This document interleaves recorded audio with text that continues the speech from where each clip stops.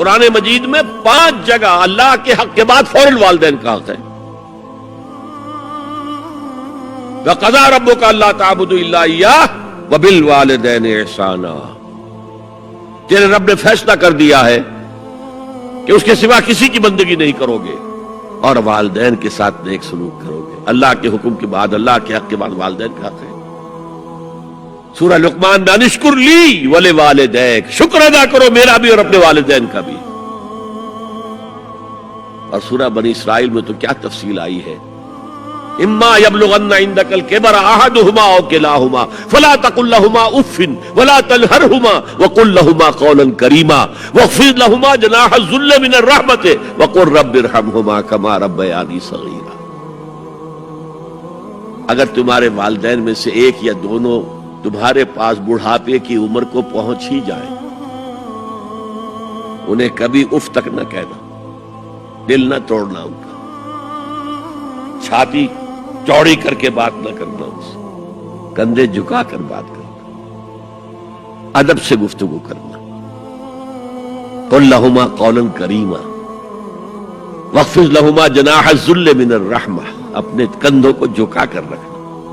اور پھر کہنا، اللہ سے دعا کرنا، رب ارحمہما کما ربیانی صغیرا، پروردگار میرے ان والدین پر رحم فرمائیو جیسے کہ انہوں نے مجھے پالا تھا جبکہ میں چھوٹا سا تھا.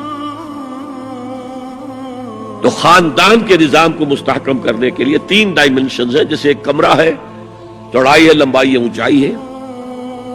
پہلے تو شوہر اور بیوی کے درمیان بانڈ آف لو. اب یہ شوہر اور بیوی پیرنٹس بن گئے ہیں، والدین بن گئے، اولاد آ گئی. سیکنڈ ڈائمنشن ایڈ ہو گئی، ادب، عزت. اور بہن بھائی ہے، اخوت، جس کو کہ وہ کہہ رہا ہے جی ویلز بھی، فریٹرنٹی. خاندان کا ادارہ مستحکم.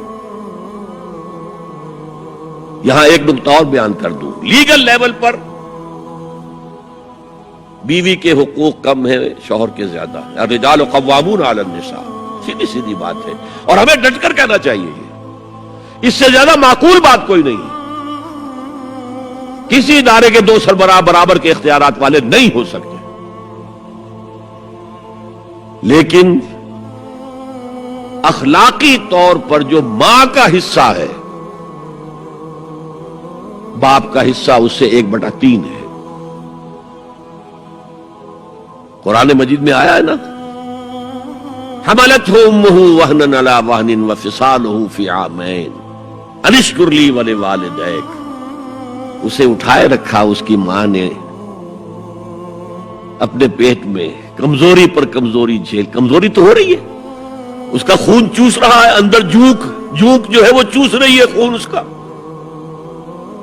اور سب ماؤں کو تو اتنی نرشمنٹ موجود نہیں ہوتی کہ آپ پریگننسی میں اس کے لیے ضروری نرشمنٹ فراہم کر دیں. وہنن علی وہن، کمزوری پر کمزوری جھیل کر بھی اپنے پیٹ میں اٹھائے رکھا. وفصالہ فی عامین، اور پھر دودھ چھڑانا ہوا 2 سالوں میں. وہ جھونک جو ہے وہ پھر اس کی چھاتیوں سے چمٹ گئی. لہذا اس کا حق 3 گنا زیادہ ہے باپ سے. ایک صحابی حضور سے پوچھتے ہیں، حضور میرے حسن سلوک کا اولین مستحق کون ہے؟ فرمایا تمہاری والدہ. پھر پوچھا ان کے بعد کون؟ پھر کہا تمہاری والدہ. پھر پوچھا ان کے بعد کون؟ پھر کہا تمہاری والدہ. پھر پوچھا ان کے بعد کون؟ تو کہا تمہارے والد. 3 درجے. اور یہ جو فرمایا الجنت تحت اقدام الامہات، جنت تو ماؤں کے قدموں تلے ہے، یہ باپ کے بارے میں تو نہیں فرمایا. یہ ہے ایکویشن، بیلنس. اسلام قسط کی بات کرتا ہے، انصاف کی بات نہیں کرتا. انصاف تو یہ کہ آدھی روٹی ادھر دے دو، آدھی ادھر دے دو. انصاف ہے، یہ اچھی چیز ہے. یہ قسط یہ ہے کہ بوجھ اٹھانا ہے تو جو زیادہ قوی ہے اس کو زیادہ بوجھ دو اٹھائے، اور جو کمزور ہے اسے کم بوجھ دو. یہ قسط ہے. تو اسلام نے عورتوں پر ذمہ داریاں کم رکھی، ان کے اختیارات کم رکھے، لیکن اولاد پر حق ماں کا 3 درجے فائق رکھنا.